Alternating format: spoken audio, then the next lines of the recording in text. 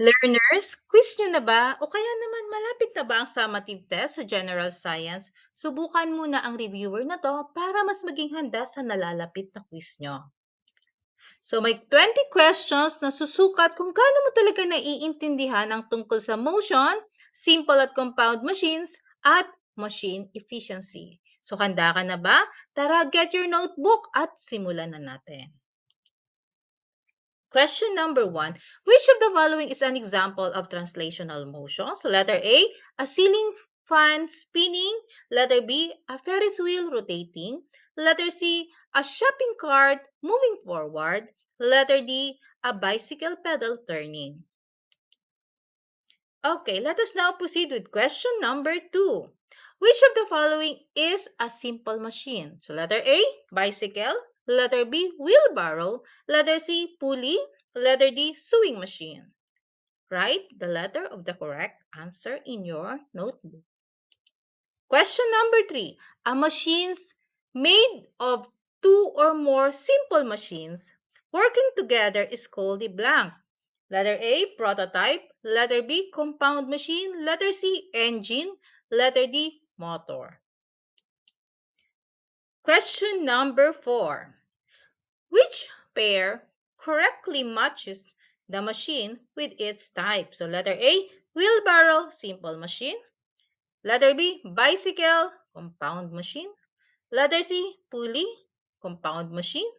Letter D, ramp, compound machine. Question number 5. Which statement best describes an efficient machine? So letter A, it always converts 100% of the input energy into useful work. Letter B, it requires more effort to perform work. Letter C, it minimizes energy loss while performing useful work.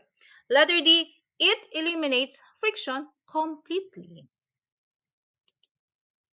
Okay, now let us proceed with question number 6. Why is friction reduced in efficient machines? Letter A, to increase heat production. Letter B, to reduce useful work. Letter C, to reduce energy loss and make movement easier. Letter D, to make machines heavier. Question number 7. Which practice helps reduce friction in a bicycle? Letter A, painting the frame. Letter B, tightening the seat. Letter C, lubricating the chain. And letter D, adding decorations. Question number 8. Which characteristic makes a machine safer and longer lasting? Letter A, bright color. Letter B, durable construction. Letter C, high speed. Letter D, heavyweight. Okay, this is question number 9. What is a prototype? Letter A, the final version of a machine ready for sale. Letter B, a model used to test and improve a design.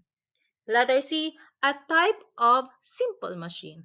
Letter D, a source of electrical energy. Okay, so this is question number 10.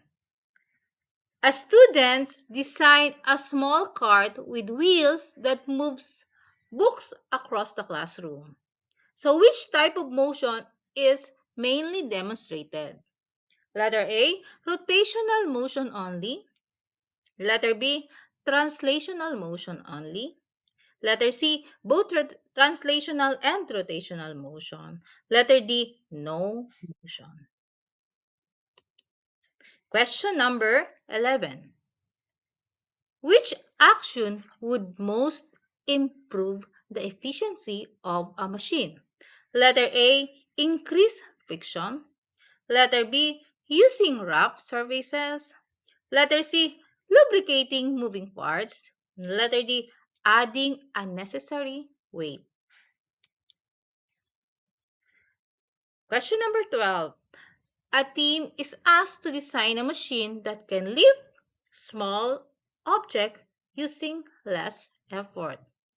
Which design best applies the lesson on simple and compound machines? Letter A, a cardboard box without moving parts. Letter B, a toy decorated with stickers. Letter C, a pulley system made from recycled materials. Letter D, a wooden block with no mechanical parts.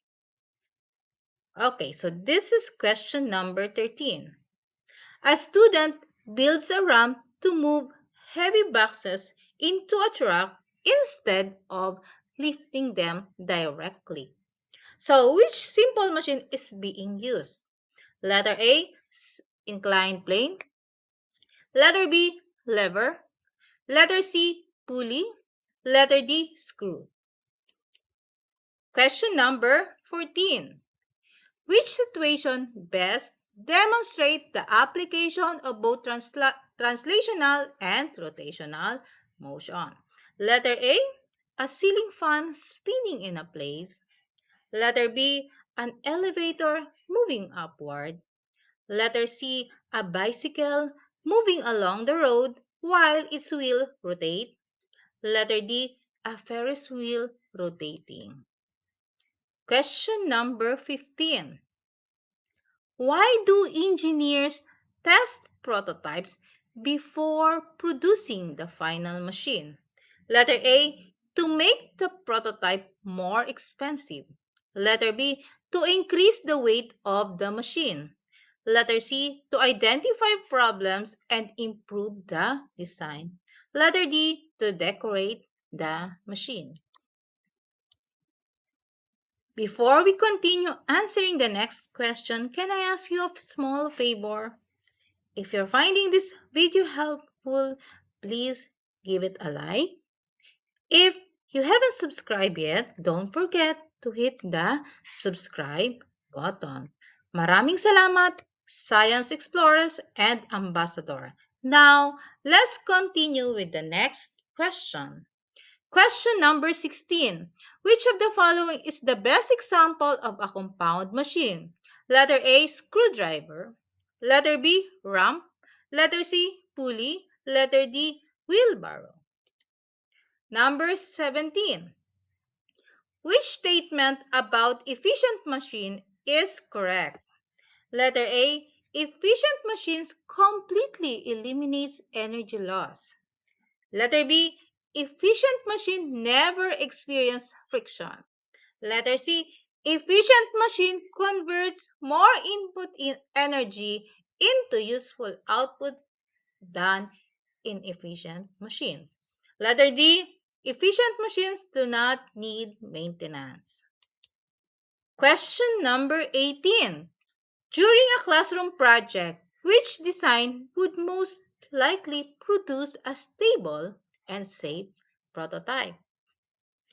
Letter A, using weak glue and thin paper. Letter B, building without measuring. Letter C, using sturdy recycled materials and testing the prototype before presentation. Letter D, decorating the prototype without checking it if it works. Question number 19. A student wants to build a machine that can lift a bucket of water with less effort. Which simple machine would be the most appropriate? So letter A, wedge. Letter B, screw. Letter C, pulley. And letter D, wheel and axle. Okay, now let us proceed to the last question. Question number 20.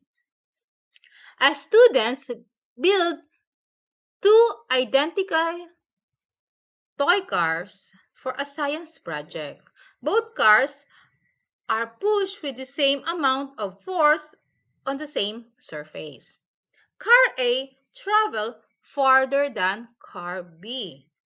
Which is the most reasonable explanation.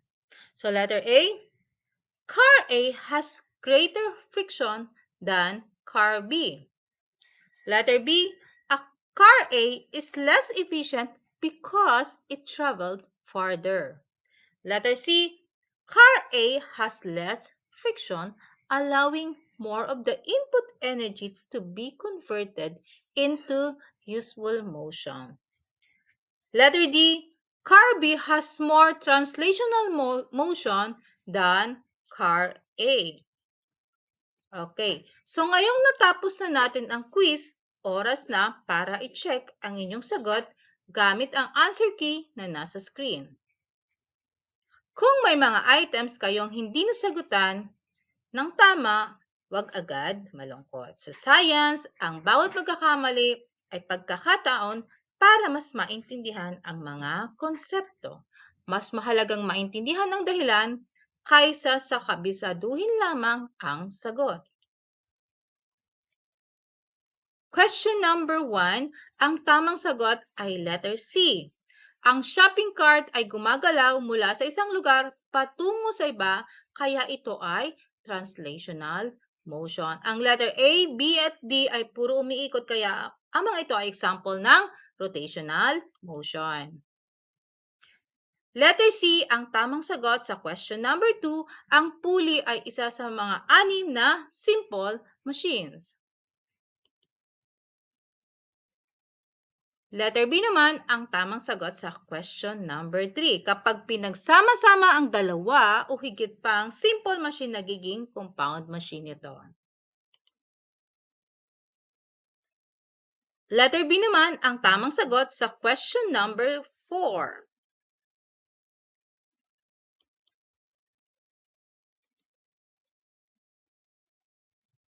Letter C ang tamang sagot sa question number 5. Ang efficient machine ay may kaunting energy loss habang gumagawa ng useful work.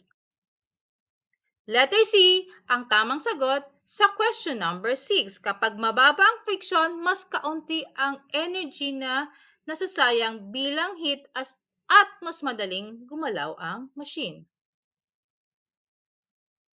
Letter C ang tamang sagot. Ang lubricant ay nagpapadulas sa chain at gears, kaya nababawasan ang friction at mas efficient ang pagpedal.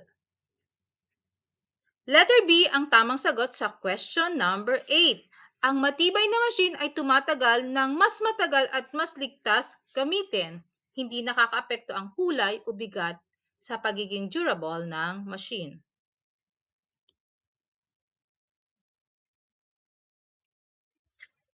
Letter B ang tamang sagot sa question number type. Ang prototype ay unang version ng isang produkto na sinusubukan muna bago gawin ang final version. Letter C ang tamang sagot sa question number 10.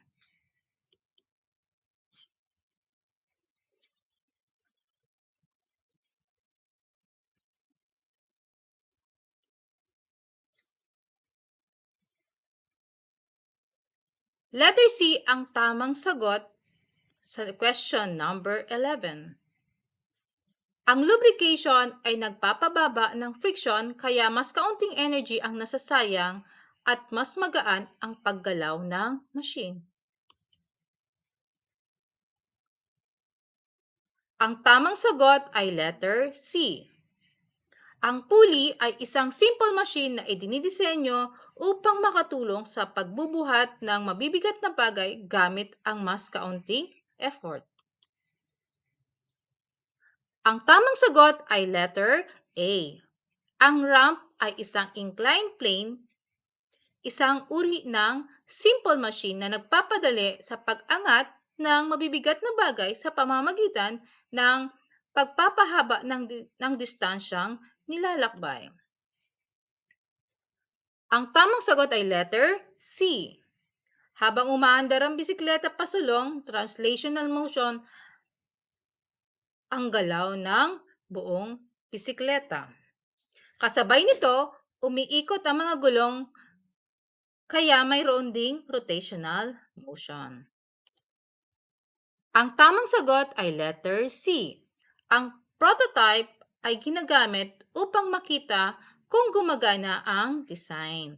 Kapag may napansing problema, maaari pa itong baguhin bago gawin ang final product. Ang tamang sagot ay letter D sa question number 16. Ang wheelbarrow ay isang compound machine dahil pinagsasama-sama nito ang lever at wheel and axle. Samantala, ang screwdriver, ramp at pulley ay mga halimbawa lang ng simple machine. Ang tamang sagot ay letter C sa question number 17. Lahat ng machine ay may energy loss dahil sa friction at iba pang factors. Ang kaibahan lamang ng efficient machine ay mas maraming input energy ang nagiging useful work kaysa sa inefficient machine. Ang tamang sagot ay letter C. Ang magandang prototype ay hindi lamang magandang tingnan. Dapat ito ay matibay, ligtas, at nasubukan na bago ipakita. Ito ang ginagawa ng mga tunay na engineers. Ang tamang sagot ay letter C. Ang tamang sagot sa question number 20 ay letter C.